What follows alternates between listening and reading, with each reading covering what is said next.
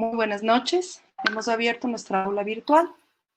Vamos a iniciar el día de hoy con el webinar con el tema hipertensión arterial y ECAS versus AT1. ¿Cuál es la mejor opción? Sean todos ustedes bienvenidos. Iniciamos con indicaciones importantes que nos van a permitir tener mejor conectividad en la conferencia. Por favor, tome en cuenta que la calidad de la transmisión está relacionada con el internet que cada uno de los usuarios disponga para su conexión.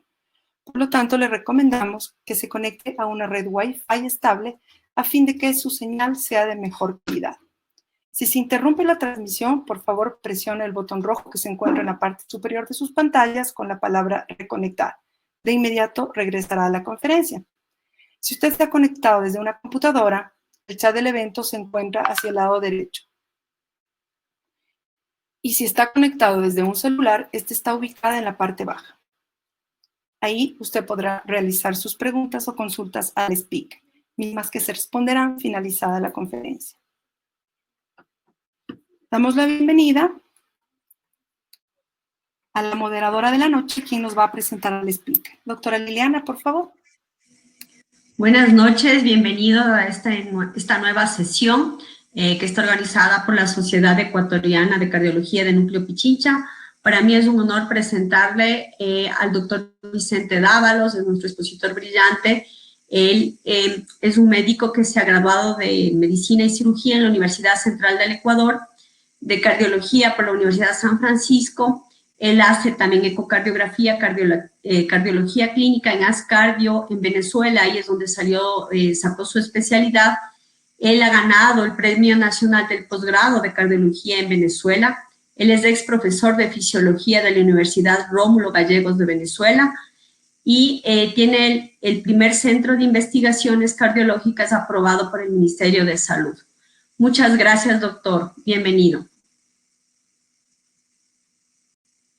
Muchísimas gracias, doctora.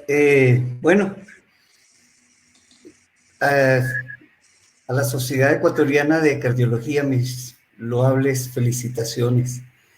La verdad es que este emprendimiento ayuda muchísimo a los médicos y ayuda mucho a gente que esté trabajando con la salud. Y muchísimas gracias a la doctora Liliana, una flor dentro de la charla. Entonces, vamos a comenzar. Doctor, por favor, su cámara. ¿Cómo no? Perdón, para activar la cámara. Al lado izquierdo del micrófono, por favor. La cámara. ¿La diapositiva? Se salió de la cámara.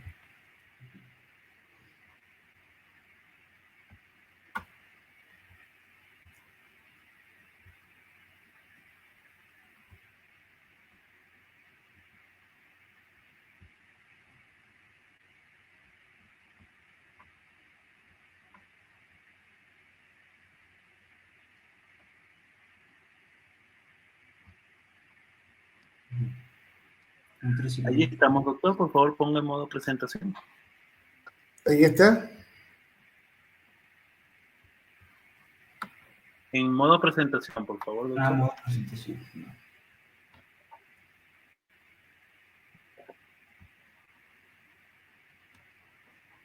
Perfecto. Continuemos, gracias. Ahí sí estamos. Sí. Bueno, como les decía, muchísimas gracias a la Sociedad Ecuatoriana de Cardiología, gracias al Laboratorio Fagó y muchísimas gracias a la doctora Liliana Cárdenas. Tengo el gusto de estar en esta charla con ustedes. Yo considero que es una charla, no es una conferencia. Es una charla en la cual lo único que vamos a hacer es recordar ciertas características de los medicamentos como son los inhibidores de enzima convertidora y los ARAs. ¿Cuál es la mejor opción? El momento que nosotros hablamos de hipertensión arterial, tenemos que irnos en el tiempo un poquito, ¿no? Si nosotros nos vamos en el tiempo, vemos que en el año 2600 a.C., ya se hablaba del pulso duro. El pulso duro era lo que conocemos ahora como la hipertensión arterial, y el tratamiento, la flebotomía o las sanguijuelas. Recuerdo esto de flebotomía porque yo te heredé de mis abuelos unos aparatos que tenían unas gilet, unas hojillas que cortaban, hacían unos cortes para que el paciente bote sangre, disminuye el volumen de sangre y con esto disminuir la presión arterial. Pero Halley en 1773 ya empieza con los primeros estudios, los trabajos sobre hipertensión arterial. Ya a comienzos del siglo XX ya aparece el primer esfigmomanómetro. Ya se podía tomar la presión arterial, ya teníamos valores de presión arterial que lógicamente eran receptados en relación a los ríos de Korokop. En las primeras décadas del siglo XX se relacionaba la presión arterial con la edad. Yo recuerdo escucharle a mi papá que la presión arterial normal era 100 más la edad. Luego, en la época mía, se conocía ya el 140-90, ¿no? Y actualmente ya hablamos de 135-85, y no solamente eso, hablamos de una presión normal igual o menor a 120. Entonces, esta es la evolución de la hipertensión arterial en el diagnóstico, el conocimiento de la hipertensión arterial, que no es algo de este momento. Imagínense que en 1943 Franklin Delano Roosevelt se encontraba con Nikita Khrushchev, se sintió muy mal y tomaron su presión arterial y estaba en 200, pero 200 significaba presión arterial, no tenían conocimiento de que estaba bien o estaba mal. Pocos meses después hizo un accidente cerebrovascular y falleció. Así es que ya una vez conocida la hipertensión arterial, nos vamos hacia el tratamiento. Es cierto que un poco antes de 1949 existían tratamientos de la hipertensión arterial, pero en 1949 aparece la hidralazina. Hidralazina, un medicamento que tenía tantos efectos colaterales que en realidad dejó de usarse como tratamiento en las personas, y actualmente es, lógicamente, la droga de elección en la hipertensión arterial en las pacientes embarazadas. En 1957 aparecen los diuréticos, especialmente los tiazídicos, que van a ser los acompañantes, los principales compañeros del tratamiento de la hipertensión arterial.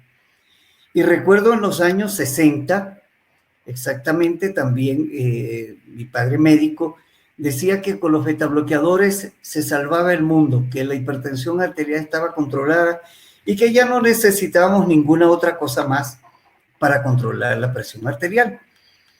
Pero hay ese transcurso, ese espacio amplio entre 1960 y 1980, donde aparecen los inhibidores de enzima convertidora. Los inhibidores de enzima convertidora, sí, realmente abren una puerta de esperanza en el tratamiento de la hipertensión arterial, comenzando lógicamente por el captopril, pero el captopril traía efectos colaterales, efectos adversos, en donde el principal efecto era la tos, y además que era un medicamento que había que darlo cada 6 o cada 8 horas, y esto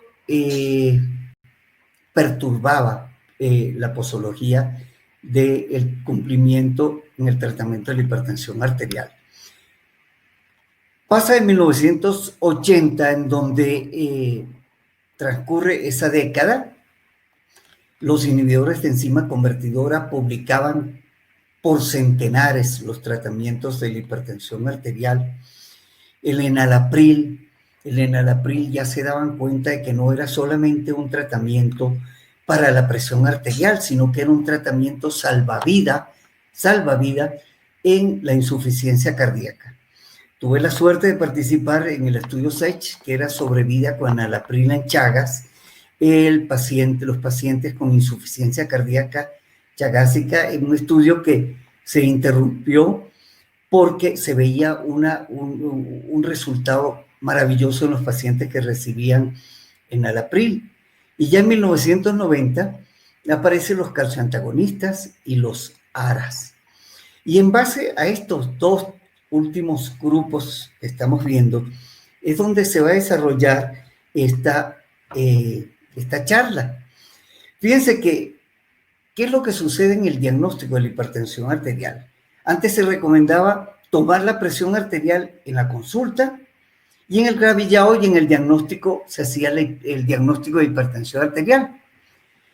En 2018 ya se recomienda que el diagnóstico de hipertensión arterial se base en repetidas mediciones de la presión arterial en la consulta, o para determinar de una manera más precisa el monitoreo ambulatorio de la presión arterial, cuando sea lógica y económicamente viable. Al momento ya podemos ver que es muy viable y económicamente de no mayor costo.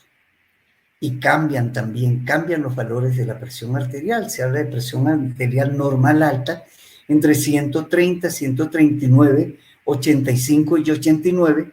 Puede considerarse tratamiento farmacológico cuando estos pacientes tienen un alto riesgo cardiovascular debido a enfermedad cerebrovascular establecida, especialmente en enfermedad coronaria.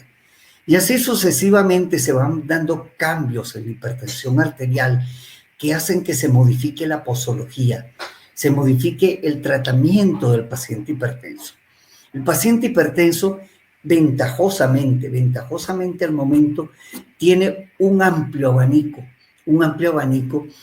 para lograr el control de la presión arterial. Y no solamente eso, el tratamiento de la hipertensión arterial es un combo que se le da al paciente. Al darle una medicación no se le dice solamente, como se le decía antes, con los bloqueadores de acción central, como la hidralazina, la alfametildopa, en donde se esperaba única y exclusivamente la baja de la presión arterial. Hoy en día se le entrega un combo. Se le dice control de presión arterial, pero vamos a reducir posibilidad de enfermedad cerebrovascular, posibilidad de enfermedad coronaria y posibilidad de enfermedad renal. Entonces, el tratamiento de la hipertensión arterial se enfoca en dar una medicación que no solamente controle las cifras tensionales, sino que le dé ese plus. Le dice, además de esto, ¿sí?, se va a proteger el cerebro, se va a proteger el corazón y se va a proteger el riñón. Y van bajando los umbrales de tratamiento. ¿Por qué? Porque se ve que el inicio de tratamiento temprano en el paciente hipertenso tiene una ventaja a posteriori muy grande. El paciente que tiene una hipertensión arterial que se diagnostica de una manera precoz y se aborda de una manera adecuada y precoz, el pronóstico de sobrevida y de calidad de vida en ese paciente va a ser mucho mejor. Entonces, ya se empieza a ver que estos tratamientos se van realizando en pacientes más jóvenes, ya no en el paciente viejo como se pensaba antes.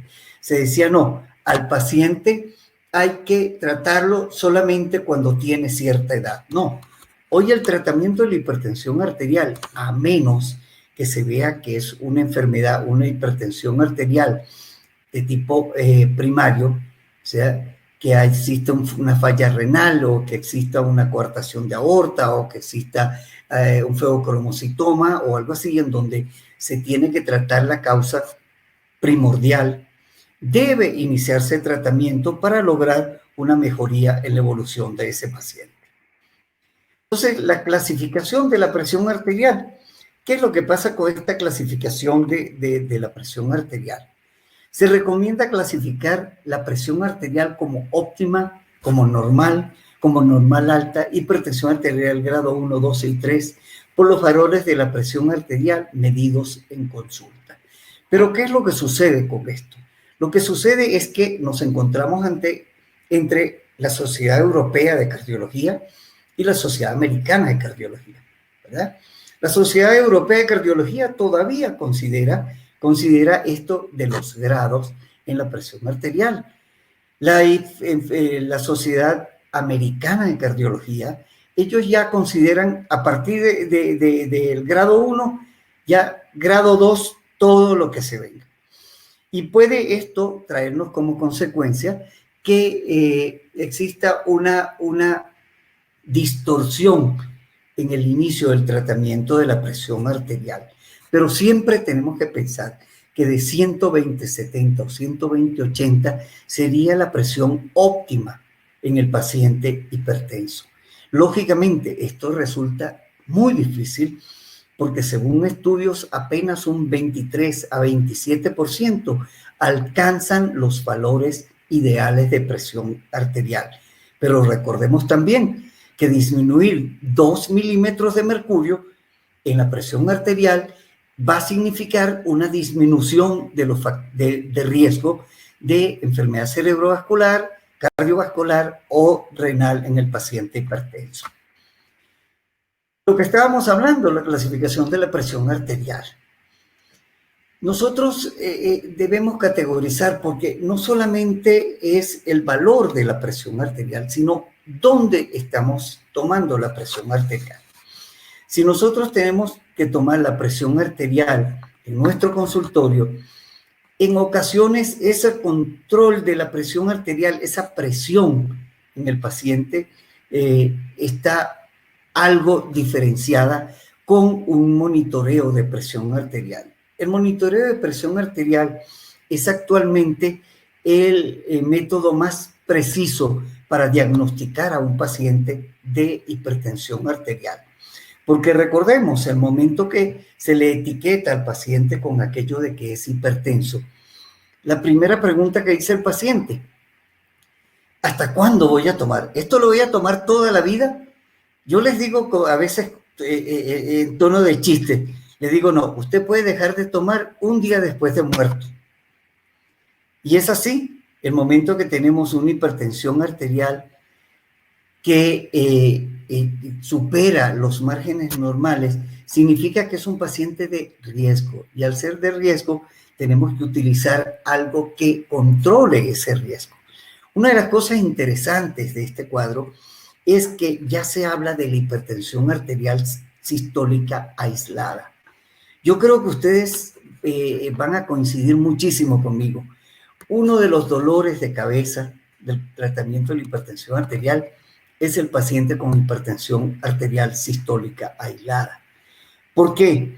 Porque es un paciente que nosotros, al tratar de controlar la presión arterial sistólica, la presión diastólica se nos baja demasiado. Y sabemos nosotros que una presión diastólica por debajo de 60 compromete el riego coronario. Entonces, es un manejo bastante delicado del paciente. Igualmente, cuando tenemos pacientes con una hipertensión arterial grado 3, ¿no? El paciente casi nos exige que en la siguiente consulta, que generalmente es al mes, nosotros le digamos que su presión es normal. Y tenemos que pensar que esa presión va a estar controlada entre 4 y 6 semanas. Hay que explicarle al paciente que esto no es como un analgésico, un antibiótico, que la respuesta vamos a ver inmediatamente. Y la clasificación entre consulta y monitoreo ambulatorio de presión arterial. Fíjense, la presión arterial en la consulta es más o menos 140 o 90 milímetros de mercurio. Pero la presión arterial ambulatoria, ya esto nos diferencia, ¿verdad? Porque nosotros podemos tener pacientes con hipertensión arterial nocturna, en donde el Dipper, ya, si no se modifica, si el paciente no tiene un Dipper adecuado, o sea, una disminución nocturna de su presión arterial, ya está clasificado como que es un factor de riesgo independiente de riesgo cardiovascular. Entonces, ya en la presión arterial ambulatoria, nosotros tenemos las horas de vigilia y las horas de sueño, ¿ok? Entonces, las horas de vigilia, mientras el paciente está consciente, son igual o menor a 135, igual o menor a 85. Si está mayor a eso, ya es una hipertensión arterial. Y en la noche, valores de 120/70. También se hace la promedial de 24 horas, que debería ser 130 y 80. Y la presión domiciliaria actualmente se ha tomado muy en cuenta. Pero ¿qué es lo que sucede con la hipertensión, con la presión arterial domiciliaria? Primero, posiblemente no cuentan con el equipo adecuado para la toma de presión. Segundo, la toma de presión tiene que ser instruida por parte del médico. Decirle, mire, usted tiene que tomarse la presión con 3 minutos de descanso, sentado, su brazo en esta posición, y esto muchas veces no se realiza. También esta presión arterial domiciliaria podría estar afectada porque el paciente dice, me tienen que tomar la presión. No sé si la presión me va a salir alta. Y esa secreción de catecolaminas por ese estado tensional que tiene el paciente de saber que puede estar peor, hace que la presión arterial suba y que sea una presión arterial falsa. Hay algo que me pareció muy interesante verlo en la Sociedad Europea de Cardiología. Se habla ya de hipertensión arterial y altura. Toco este tema porque estamos en Quito. En Quito estamos a más de 2.500 metros de altura, ¿ya? Entonces, puede ser que la presión tenga una fluctuación hacia el aumento de presión arterial con la altura. Recuerden ustedes lo que se presentó cuando se hacían las eliminatorias al Mundial de Fútbol, ¿no? Que decían que Bogotá, Quito y La Paz deberían ser eliminadas como sitios para las eliminatorias del Mundial de Fútbol. Y era posiblemente porque tenían ciertas reacciones hemodinámicas extras en relación a la concentración de oxígeno posiblemente. Pero debemos tomar en cuenta que el paciente en Quito puede tener una variación un tanto mayor que la que se encuentra a nivel del mar. Ahora, para la presión arterial, ¿qué recomendaciones? A nivel del corazón se recomienda al paciente realizar un electrocardiograma de 12 derivaciones a todo paciente hipertenso. La ecocardiografía es un puntal para el manejo del paciente hipertenso. ¿Por qué? Porque nos va a decir si el paciente tiene una disfunción diastólica, si el paciente tiene una hipertrofia del ventrículo izquierdo, si el paciente tiene, por ejemplo, una coartación de aorta, ¿ya? Que se ha de diagnosticar con el ecocardiograma. Y es, por tanto, una ayuda muy importante en el diagnóstico y el tratamiento del paciente hipertenso. En los vasos sanguíneos, las arterias carótidas se pensaba que tenían mucho mayor relación con los accidentes cerebrovasculares. No deja de ser cierto, pero tiene una relación bastante directa con las coronarias. ¿Qué significa esto? Que si nosotros encontramos a nivel de las carótidas placas, la posibilidad de que encontremos placas a nivel de las coronarias es bastante alta. Puede considerarse detección de placas ateroscleróticas asintomáticas o estenosis carotidia. La estenosis de las carótidas se considera de intervención cuando es de más de un 50%, ¿ya? ¿Qué sucede también en los exámenes renales? Fíjense que aquí no se habla de la microalbuminuria. Nosotros nos saltamos ese paso de la microalbuminuria directo a la creatinina, pero la creatinina sérica empieza a elevarse cuando el riñón ya tiene entre un 25 y un 30% de falla. En cambio, la microalbuminuria es un marcador precoz de la hipertensión arterial.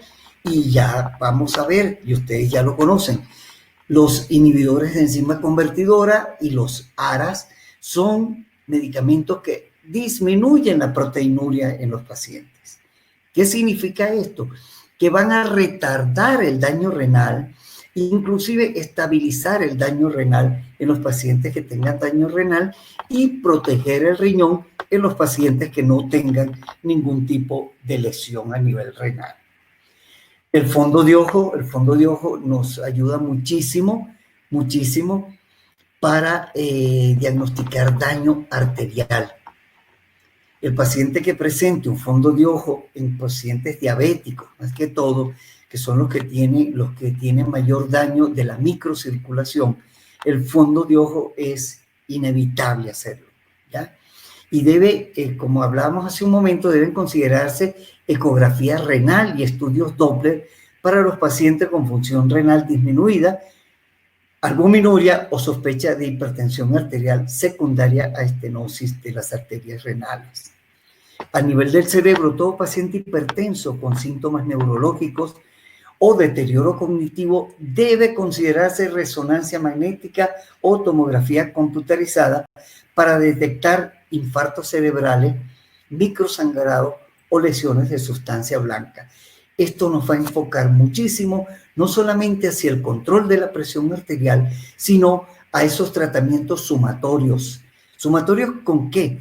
Tratamientos donde debemos utilizar estatinas, tratamientos en donde debemos utilizar antiagregantes plaquetarios para evitar que esas lesiones a nivel cerebral progresen o que no se presenten.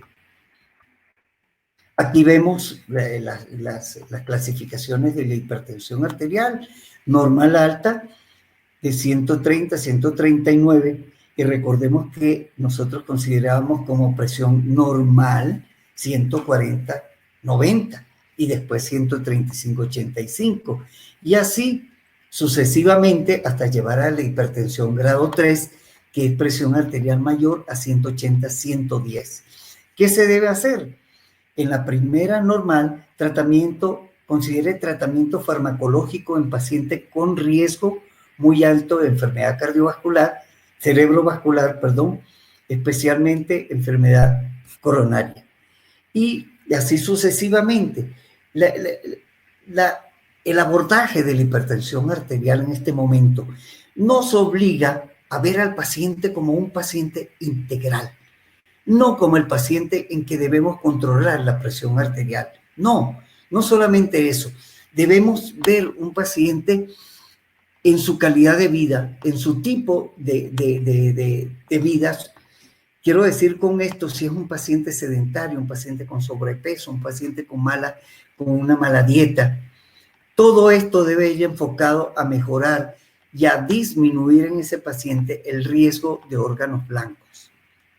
¿Por qué? Porque el momento que nosotros tenemos un paciente con una hipertrofia ventricular izquierda, un paciente que tenemos daño renal, un paciente con accidente cerebrovascular, ya la calidad de vida en ese paciente y la recuperación va a ser mucho más difícil que si nosotros abordamos al paciente desde una manera temprana. Y bueno, esto es lo que me han pedido ustedes, la pelea entre Mayweather y Pacquiao. Recuerdan, fue una de las peleas más importantes dentro del box a nivel mundial. Y esto es lo que está sucediendo, esto es lo que me solicitaron, ver si los ECAs o los ARAs eran mejor. Y vamos a ir viendo cómo es la acción de cada uno, ¿no? Los inhibidores de enzima convertidora, los IECA, ya sabemos claramente, actúan sobre la enzima convertidora, los ARA sobre los receptores AT1, pero ambos son de acción a nivel de arterial. IECA versus ARAs.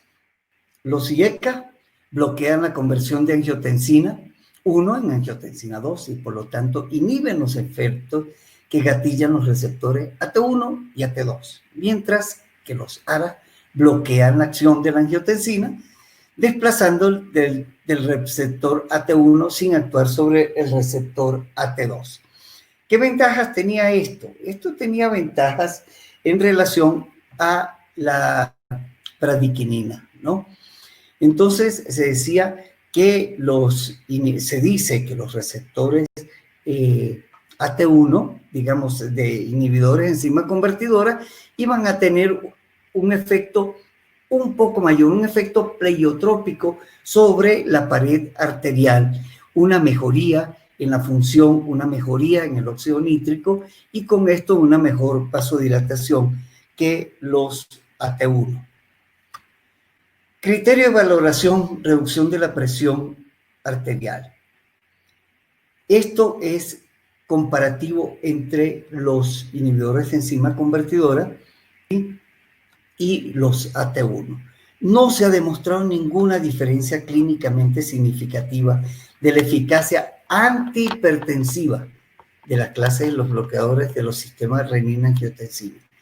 Esto es que dentro de esta categoría de inhibidores de enzima convertidora de angiotensina tienen una misma capacidad, es lo que diríamos en un resumen, todos aquellos priles, enalapril, lisinopril, ramipril, que ramipril es el con el que todos quieren pelear para ganarse la medalla. Todos estos priles tienen una eficiencia clínica significativa en el control de la presión arterial. Es difícil decir si uno es mejor que el otro. Eso es lo que tratamos de decir. Criterios de valoración, reducción de la presión arterial. Cuando se utilizan mediciones de presión arterial ambulatoria, la eficacia de los ARAS puede reducir la presión arterial. Es similar o numéricamente más alta que los inhibidores de enzima convertidora. ¿Qué significa esto? Que puede existir un control mejor de la presión arterial, pero numéricamente no tiene significancia en el control de la presión arterial, dejándonos a nosotros esta posibilidad de manejo en el paciente, tanto con un inhibidor de enzima convertidora o como un ARA. Y lo que veremos más adelante, lo importante en el manejo de la hipertensión arterial es ver al paciente como un integral. Ver al paciente en donde nosotros vamos a decidir qué clase de medicamento vamos a utilizar, pero un medicamento que va a ser favorable o va a tener mejor acción sobre el paciente. Y eso lo va a decidir el médico en su consulta y en el seguimiento de su paciente. Si vamos a utilizar un IECA o vamos a utilizar un ARA, dependiendo del paciente que vamos a tratar. En un metaanálisis, cuando se habla de metaanálisis, nosotros siempre tenemos la confianza de que se está dando una respuesta muy acertada. ¿Por qué? Porque si vemos aquí, se tomaron 354 ensayos aleatorios, ¿sí? El análisis de dosis-respuesta entre las clases de fármacos antihipertensivos mostró que los bloqueadores de la renina, de los receptores de angiotensina, tenían reducciones numéricas más altas en la presión sistólica que en el consultorio en comparación con los inhibidores ECA. Volvemos a esto, en que se comprobó que los bloqueadores de los receptores de angiotensina tenían una mejor respuesta de la hipertensión arterial sistólica que los IECAS, ¿ya? Pero todos estos son valores que no son significativos en el momento de tomar en cuenta para la prescripción. Aquí podemos ver los datos del metaanálisis de Cochrane, de Musili. Fíjense que los inhibidores, empecemos, la hidroclorotiazida, ¿cuánto logra de reducción de la presión arterial sistólica? ¿Cuánto logra de la reducción de la presión arterial diastólica? Si comparamos, por ejemplo, la hidroclorotiazida, aunque en el estudio HOPE se decía que los diuréticos tenían igual efecto sobre la hipertensión que cualquier otro de los medicamentos, como les decía al inicio, nosotros tenemos que ofrecerle un combo, decirle, además del control de la presión arterial, le voy a ofrecer una disminución de eventos cerebrovasculares, cardiovasculares y protección renal. Pero a pesar de esto, fíjense, ¿cuánto hay de disminución de la presión arterial en el grupo de los inhibidores de enzima convertidora y en el grupo de los ARAs. Y veremos más adelante, cuando estos medicamentos que tienen la bondad de poder ser utilizados en combinación con diuréticos o en combinación con los calcioantagonistas para potenciar, para sumar efecto beneficioso en el control de la presión arterial. Pero si vemos ya la gráfica, ya estamos viendo que estos grupos, los inhibidores de enzima convertidora y los ARAs, no tienen una diferencia significativa en cuanto al valor del control de la presión arterial, siendo ambos los que mejor controlan la presión arterial. Ahora, ¿qué podemos ver nosotros en este tipo de medicamentos también? Ese corazón que está levantando pesas, eso es lo que hace el corazón en el paciente hipertenso. El paciente hipertenso es un corazón que está levantando pesas. Es un corazón que tiene que luchar contra una presión a la cual no debe adaptarse. Y para adaptarse lo que hace es aumentar su masa muscular. Y ya sabemos que el aumento de la masa muscular, la hipertrofia ventricular izquierda, es per se un factor de riesgo cardiovascular independiente. Así es que el momento que nosotros tratamos un paciente hipertenso y es un paciente que tiene un control de presión arterial adecuado, lo que uno busca es que la masa del ventrículo izquierdo no aumente y si ha aumentado, que regrese a una base de valor normal. Y vemos al lado a ese riñón tratando de pelear contra la hipertensión. ¿Por qué? Porque el riñón junto con el corazón y el cerebro son los órganos blancos de deterioro de la hipertensión arterial. El riñón es uno de los órganos que más se deben proteger en el paciente hipertenso y si es diabético, muchísimo más. Entonces, hipertrofia ventricular izquierda y proteinuria.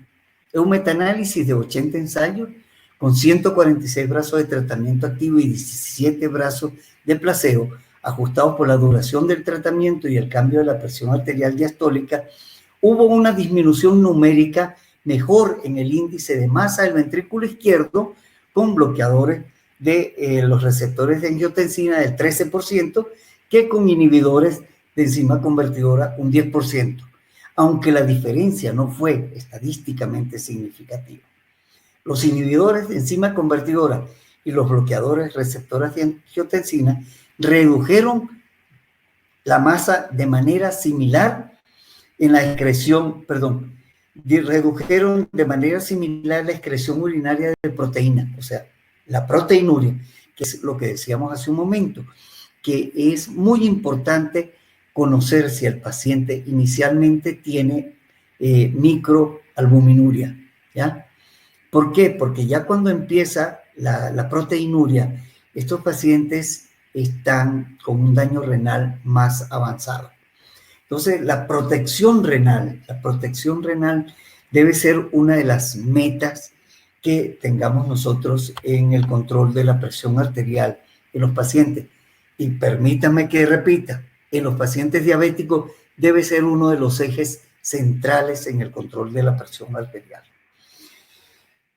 Esto lo hemos visto mucho ahorita con el COVID, pero no, yo me refiero con esto a la mortalidad por todas las causas. En un Cochrane metaanálisis de 9 ensayos aleatorios, 11.007 participantes con hipertensión primaria, no se observaron diferencias entre los IECA y los ARA para la reducción de mortalidad por todas las causas. Los pacientes que estaban tratados con inhibidores de enzima convertidora y con los bloqueadores de los receptores de angiotensina eran protectores de causa de toda mortalidad de una manera similar el uno del otro. Es por esto que mientras más rápido se intervenga un paciente hipertenso y con el medicamento adecuado, va a disminuir la posibilidad de mortalidad, y no solamente mortalidad, sino morbilidad o presencia o empeoramiento de comorbilidades que generalmente las presenta el paciente hipertenso. Mortalidad por infarto del miocardio y accidente cerebrovascular. Yo creo que, al menos en mi parecer, cuando yo trato a un paciente hipertenso, yo enfoco el tratamiento en dos cosas. En que no vaya a una silla de ruedas y que no vaya a una diálisis. ¿Por qué? Porque el paciente que presenta un accidente cerebrovascular, que queda con una limitación física, es un paciente de alto costo emocional, de alto costo económico, de alto costo social, en todos los sentidos, ¿ya? Es un paciente con una discapacidad, un paciente que sigue trabajando, va a dejar de trabajar, no solamente deja de trabajar, sino que es un gasto extra, un gasto muchas de las veces muy importante, igual que un paciente con un problema renal. Un paciente que va a diálisis, un paciente con una calidad de vida extremadamente limitada. Entonces, si nosotros le podemos brindar con un tratamiento a un paciente hipertenso que disminuya su posibilidad de un infarto, disminuya la posibilidad de un accidente cerebrovascular o disminuye una enfermedad de tipo renal, le estamos haciendo un regalo de calidad de vida y de sobrevida.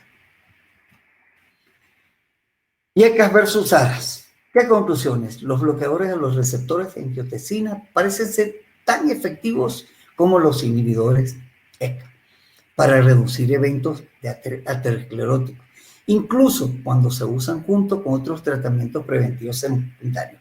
Hablábamos hace un momento y decíamos que el paciente hipertenso es un paciente muchas de las veces con muchas comorbilidades dentro de este rol.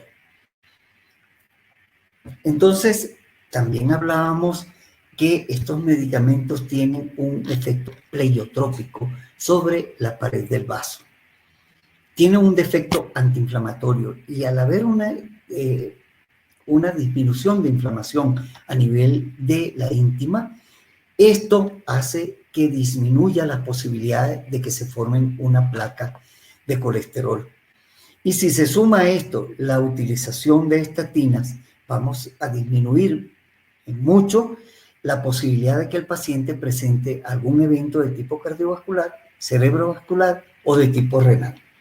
Estos datos, aunque no son concluyentes, también apoyan la hipótesis de agregar un ARA a un inhibidor de enzima convertidora, puede tener un pequeño efecto antiinfarto adicional. Puede ser antiinfarto adicional por este mecanismo que les decía, antiinflamatorio arterial, por liberación de óxido nítrico. Pero recordemos el estudio del Telmisartán más Ramipril, ya no logró el efecto que se esperaba. Todos teníamos una expectativa grandísima en que al unirle un ARA con un IECA se iba a lograr un mejor control de la presión arterial, una disminución de riesgo cardiovascular, una disminución de riesgo de enfermedad cerebrovascular. Se logró mejorar la presión arterial, pero no se lograron los efectos que se esperaban al combinar estos medicamentos. Aquí podemos ver solamente lo que significaría a favor de los ARA y a favor de los inhibidores de enzima convertidora.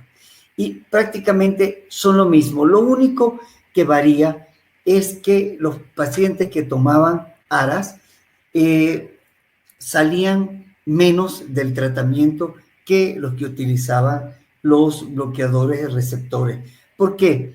Porque recordemos que los IECAS tienen como efecto colateral con alguna frecuencia la tos, que puede ser muy molesta y que en algunos casos, en pocos casos, puede producir un angioedema que puede convertirse en una situación muy grave. Esto me llamaba la atención. El valsartán, hipertensión arterial. La hipertensión arterial es un factor de riesgo más común para el desarrollo de insuficiencia cardíaca. De tal modo, el 75% de los pacientes que padecen esta disfunción presentan antecedentes de hipertensión. Uno de los interesantes soportes del ecocardiograma es que al paciente hipertenso que se le detecta una disfunción diastólica del ventrículo izquierdo, es un paciente que tiene mucho más posibilidad de evolucionar hacia una insuficiencia cardíaca. Entonces, en este estudio estamos viendo que el estudio ha demostrado que la administración de valsartán consigue una reducción del 13% del riesgo relativo de morbimortalidad en pacientes con insuficiencia cardíaca. Otra de las situaciones que se presentan, de lo que se puede presentar en estos pacientes, en los pacientes con insuficiencia cardíaca, es algo que a mí me ha dado mucho aliciente en el manejo de pacientes con insuficiencia cardíaca, que es esta asociación de sacubitrilo con valsartán, ¿sí? La muerte por causas cardiovasculares. ¿Ah? Que no se le ve bien acá. ¿Sí? Ya, la muerte por causas cardiovasculares o hospitalización por insuficiencia cardíaca. Este estudio de sacubitrilo valsartán se produjo en 914 pacientes, una disminución del 21.8% en el grupo sacubitrilo valsartán versus en 26.5% en pacientes que recibieron enalapril. Yo pienso que esta combinación de sacubitrilo valsartán, y pienso que muchos comparten esto conmigo, ha sido una de los grandes aportes que se ha visto en la cardiología. No solamente el control de la presión arterial, sino la sobrevida y la mejora de calidad de vida en el paciente con insuficiencia cardíaca. Resumimos algunas conclusiones. No se ha demostrado la superioridad de ninguno de los dos compuestos en el control de cifras tensionales. Vemos que ambos son igualmente efectivos en el control de las cifras tensionales, ambos son efectivos en reducción de eventos cardiovasculares, cerebrovasculares, mejoría de función renal. El beneficio en comorbilidades tales como diabetes, insuficiencia cardíaca, insuficiencia renal, infarto de miocardio, fue similar en ambos grupos. La combinación ARA y ECA no demostró superioridad. Es más, está comprobado que no es una combinación que se deba utilizar. Los efectos colaterales de los IECA se presentaron con mayor frecuencia, especialmente, como ustedes coincidirán conmigo, con la tos. La tos es uno de los factores que hace que el paciente abandone el tratamiento con los IECA.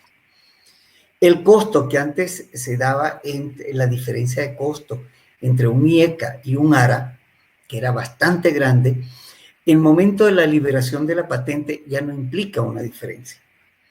Los IECA tienen a favor un mayor número de estudios porque tuvieron 10 años antes, ¿ya?, que los ARAs. Ahora bien, es cierto que estos dos grupos de medicamentos son maravillosos, pero la combinación de estos medicamentos, los dos compuestos, demostraron capacidad de combinación con diuréticos y bloqueadores calcio antagonistas, los canales de calcio. Esto ha dado que la prescripción de medicamentos, tanto los IECA como los ARA, combinados con diuréticos y combinados con calcio antagonista, sean en este momento un puntal en el manejo de la hipertensión arterial, porque mejoran más rápidamente los controles de presión arterial, mejoran y disminuyen los eventos de tipo cerebrovascular, cardiovascular y renal. Con la utilización de uno u otro estará dada por las características del paciente y la experiencia del médico con el producto. Espero que haya sido de provecho la charla y espero que si hay alguna pregunta, algo que podamos ayudar en respuesta, estamos totalmente a la orden. Muchas gracias. Felicitaciones, doctor Dávalos, de excelente ponencia, pues ha sido muy claro poder recordarnos las operaciones de estos dos medicamentos. Y tenemos algunas preguntas de unos colegas. La doctora Ortega quiere saber cuál cree usted que es el tratamiento ideal en unos pacientes que tienen hipertensión y diabetes, sobre todo si queremos enfocar el tratamiento para cuidar o preservar la función renal. Ya, fíjense, hay tratamientos maravillosos. Por ejemplo, yo tengo mucha confianza en el lisinopril como inhibidor de enzima convertidora, ¿verdad? ¿Por qué? Porque el lisinopril tiene doble vía de eliminación. ¿Ya? No todo se elimina a través del riñón. Por lo tanto, le está dando una facilidad al riñón para mejorar su funcionamiento. Además de esto, controla muy bien la presión arterial, disminuye proteinuria, disminuye microalbuminuria. Pero también aparecen medicamentos como el irbesartán. El irbesartán tiene estudios en donde los pacientes diabéticos ha disminuido la microalbuminuria. Al disminuir la microalbuminuria, está retardando el daño renal y puede ser mejorando la función renal en el paciente diabético. Entonces, la opción la tienen tanto en los inhibidores de enzima convertidora como en los bloqueadores de los receptores de angiotensina. Es más, son los medicamentos de elección para control de presión arterial en el paciente diabético. El doctor Marcos Sánchez también tiene, quisiera que le aclare algo. Él dice ¿qué opina usted sobre asociar los ARA2 y los IECA en caso de pacientes con proteinurias elevadas? Mire, si vieron en las conclusiones, les ponía, ¿no? Ningún estudio ha dicho que IECAS con ARA tienen un mejor resultado. No hay estudio que nos compruebe que la combinación de estos dos medicamentos puedan dar. Y recordemos, el momento que asociamos estos medicamentos, podemos potenciar también la posibilidad de efectos colaterales en vez de mejorar la presión arterial en estos pacientes. Yo creo que se debe tomar uno de los dos medicamentos, una de las dos características de los medicamentos y enfocarse el tratamiento en uno de ellos buscando el resultado ideal, ¿no?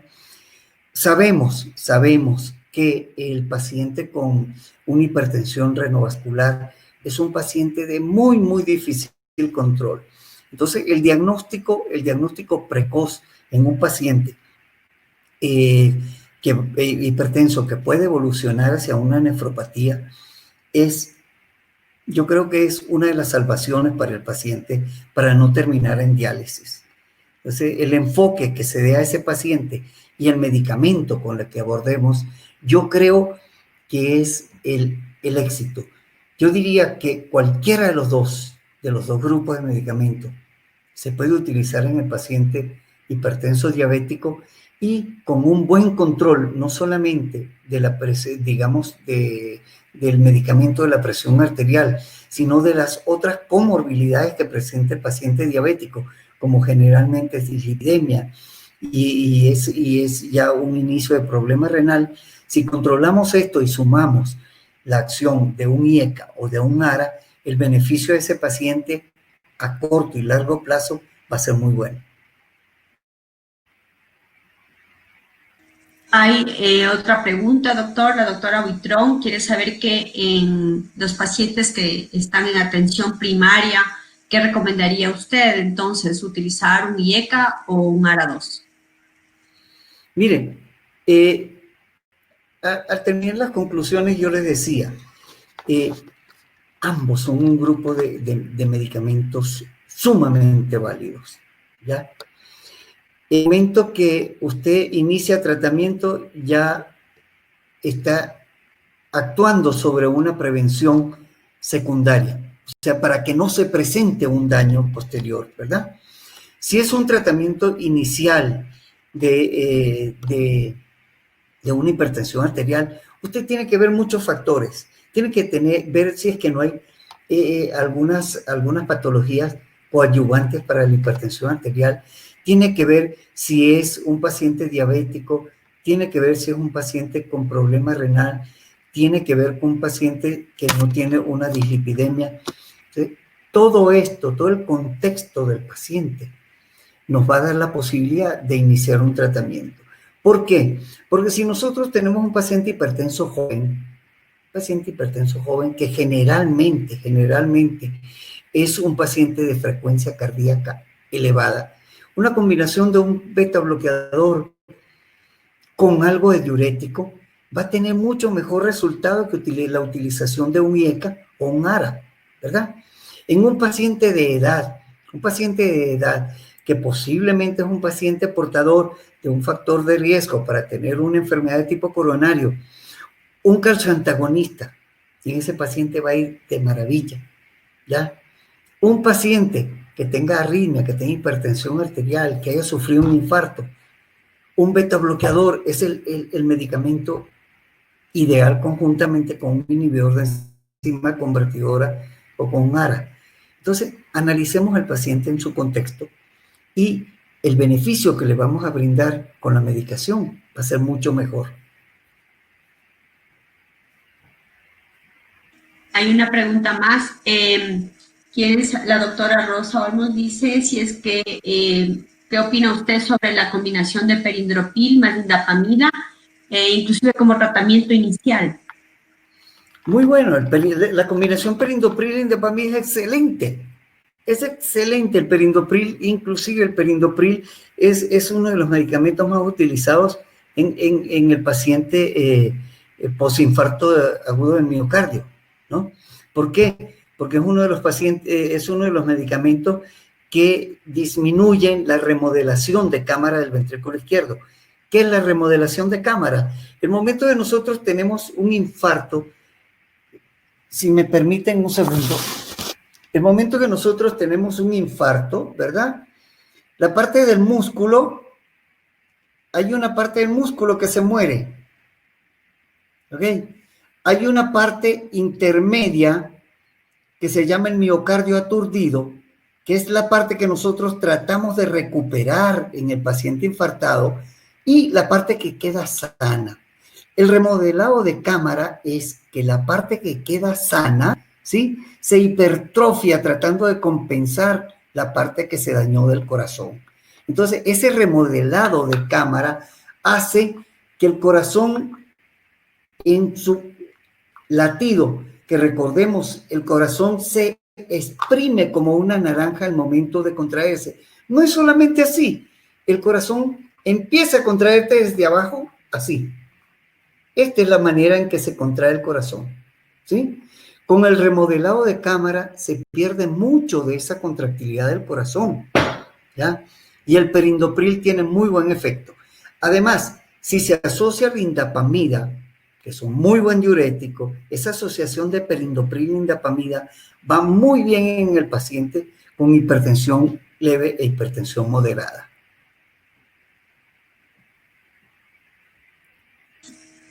Hay otra pregunta. La doctora Chapla quiere saber qué opina usted de la asociación, de la asociación de los IECA o los ARA2 en los pacientes de raza negra. Mire, el paciente de raza negra tiene una cierta dificultad en responder a los IECAs, ¿verdad? Y también a los ARAs. El paciente de raza negra tiene muy buena reacción al tratamiento con beta bloqueador y con calcioantagonista.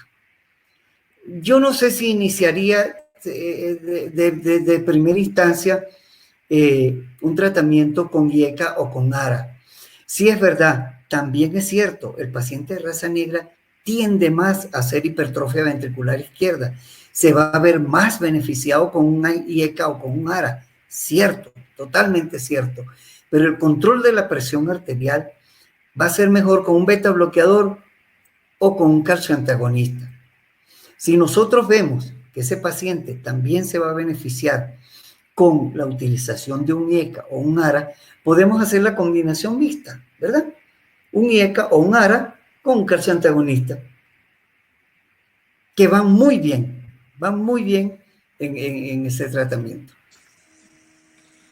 Hay una pregunta más del doctor Pujota. Él quiere saber qué opina usted en un paciente de edad avanzada ya con triple terapia, con losartán, amlodipina y atenolol, que comienza a presentar hipotensión. Él quisiera saber qué medicamento usted suspendería primero.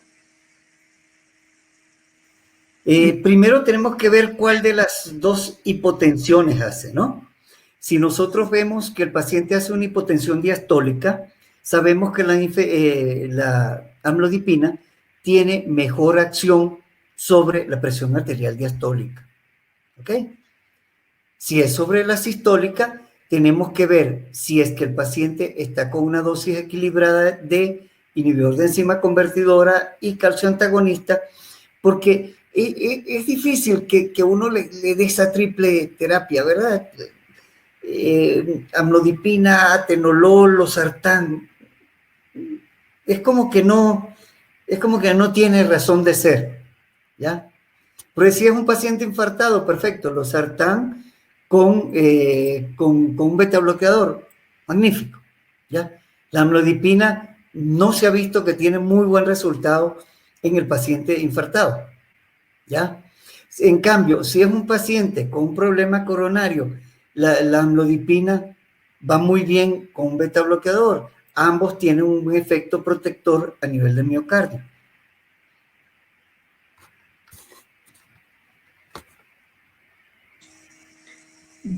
Bueno, pues no hay más preguntas. Solamente quiero hacer el eco de todos los colegas que han asistido a la conferencia que usted nos ha presentado el día de hoy y felicitarle, doctor, por la ponencia, pues es un consenso que ha sido muy claro. Usted pues nos ha mostrado la evidencia de una forma, pues, de forma muy adecuada y pues no nos queda duda con el tema que usted lo ha expuesto. Muchísimas gracias y a todos, pues, muchas gracias por su presencia.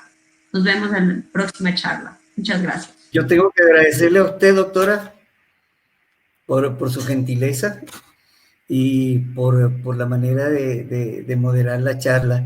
Es una persona muy consciente de cómo se debe llevar una moderación.